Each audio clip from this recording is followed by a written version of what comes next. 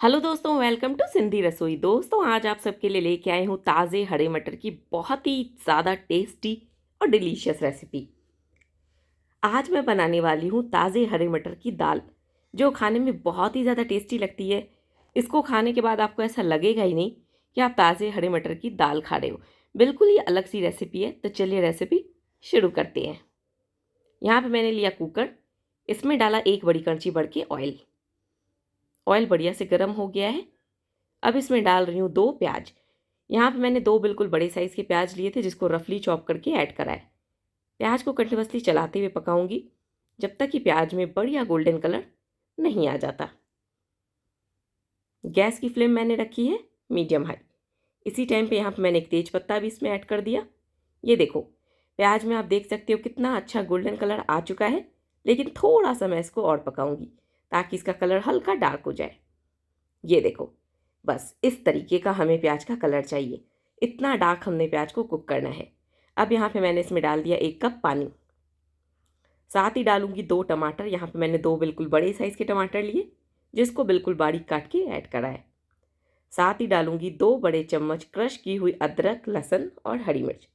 1 गांठ मैंने लहसुन की ली थी, आधा इंच का टुकड़ा अदरक का, 3 से 4 हरी मिर्च।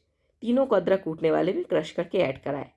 स्वाद के अनुसार नमक, 1 छोटा चम्मच तीखी लाल मिर्च का पाउडर, आधा छोटा चम्मच हल्दी पाउडर और 1 छोटा चम्मच धनिया पाउडर। इन सबको एक बार अच्छे से मिक्स कर लूँगी। कुकर का ढक्कन बंद करूँगी और हाई फ्लेम पे इसको 4-5 विसिल्स आने तक पकने दूँगी, ताकि प्याज टमाटर सब कुछ अच्छे से सॉफ्ट हो जाए। चलिए, जब तक कुकर में विसिल्स आती हैं वेट करते हैं। कुकर में विसल आ गई और अब इसका प्रेशर भी निकल चुका है, तो अब हम इसको हैंड ब्लेंडर से अच्छे से ब्लेंड कर लेंगे। अगर आपके पास हैंड ब्लेंडर ना हो तो आप दाल घोटने से भी इसको ब्लेंड कर सकते हो।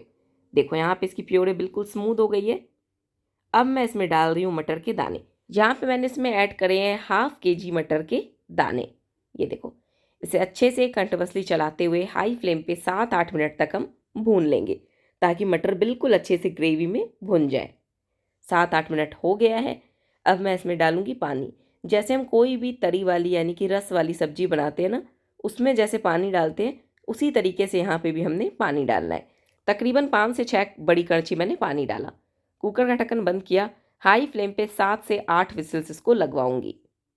ये देखो, 7-8 विसिल्स आ चुकी हैं। एक बार इसको इस तरीके से कड़छी से चला लेती हूँ। इसके बाद मैं इसे दाल घोटने से थोड़ा मैश करूँगी। हमने यहाँ पे हैंड ब्लेंडर गलती से भी यूज़ नहीं करना है, क्योंकि अगर हमने हैंड ब्लेंडर यूज़ करा तो मटर के दाने पूरे तरीके से मैश हो जाएंगे, फिर दाल में टेस्ट नहीं आएगा। यहाँ पे हमने दाल घोटना ही यूज़ करना है, ताकि मटर के दाने आधे अधूरे मैश हों, तभी दाल में बढ़िया टेस्ट आता है। ये देखो दोस्तों, अब मैं आपको जूम करके दिखाती हूँ। देखो, इस तरीके से ना यहाँ पे हमारी दाल होनी चाहिए। आधे अधूरे से मटर के दाने मैश है और आधे अधूरे दिख रहे हैं। अब मैं इसमें डालूंगी थोड़ा सा पानी, तकरीबन 2 कड़छी, और इसकी कंसिस्टेंसी को एडजस्ट करूंगी। मैं यहाँ पे दाल को मीडियम कंसिस्टेंसी का रख रही हूँ, क्योंकि मैं इसे रोटी के साथ सर्व करने वाली हूँ। अगर आप चावल के साथ सर्व करो और आपको दाल की कंसिस्टेंसी पतली चाहिए, तो आप पानी की क्वांटिटी बढ़ा सकते हो, और अगर आपको इससे भी ज़्यादा थिक दाल पसंद हो तो आप पानी की क्वांटिटी घटा सकते हो। नमक कम लग रहा था तो यहाँ पे नमक मैंने एडजस्ट करा। दाल में 2-3 उबाला दिलवा दिया और अब इसमें डाल दिया बारीक कटा हुआ हरा धनिया। चलिए, अब मैं आपको दिखाती हूँ इसको सर्व करके। ये देखो दोस्तों, टेस्टी, डिलीशियस और बहुत ही ज़्यादा आसान मटर की दाल बनके रेडी है। इसको खाने के बाद कोई बोलेगा ही नहीं कि इसे हमने ताज़े हरे मटर से बनाया है। बिल्कुल डिफरेंट टेस्ट मिलता है और खाने में सबको बहुत पसंद आती है। तो दोस्तों, अगर आपको हमारी आज की रेसिपी पसंद आई हो तो प्लीज़ हमारी वीडियो को लाइक करें, इसे ज़्यादा से ज़्यादा शेयर ज़रूर करें। तो मिलते हैं कल एक और सिंधी रेसिपी के साथ। तब तक के लिए बाय बाय।